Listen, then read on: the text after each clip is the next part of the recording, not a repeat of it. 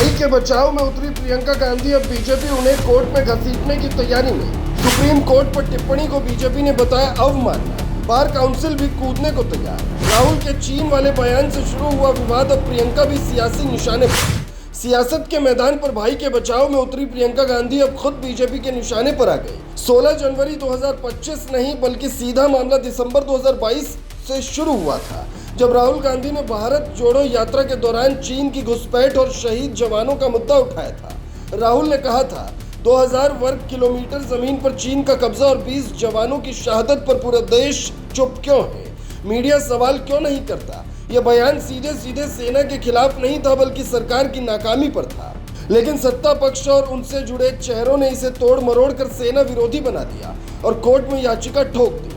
अब मामला और तूल तब पकड़ा जब सुप्रीम कोर्ट की सुनवाई के दौरान जज ने टिप्पणी कर दी, कोई सच्चा भारतीय ऐसी बात नहीं करेगा। बस यहीं प्रियंका गांधी मैदान में उतरी। उन्होंने साफ कहा, एक जज ये तय नहीं कर सकता कि कौन सच्चा भारतीय है। उन्होंने पूरे सम्मान के साथ ये बात रखी, लेकिन लहजा साफ था।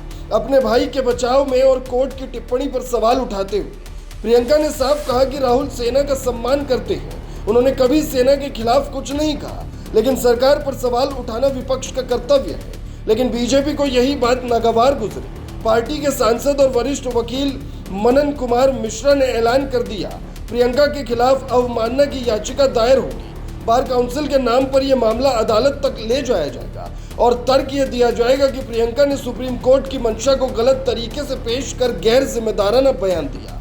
बीजेपी का आरोप है कि उन्होंने कोर्ट की गरिमा पर चोट की और जनता ऐसे बयानों को बर्दाश्त नहीं करेगी। सोचिए जरा, जिस बयान की बुनियाद ही चीन की घुसपैठ और सरकार की चुप्पी थी, उसे कैसे सेना विरोधी रंग दिया गया।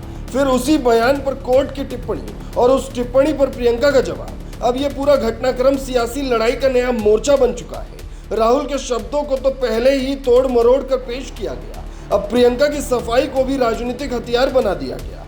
असल सवाल यह है कि क्या वाकई प्रियंका का बयान कोर्ट की अवमानना है या फिर यह भी वही पुराना खेल है, विपक्ष की आवाज को कानूनी शिकंजे में जकड़ने का।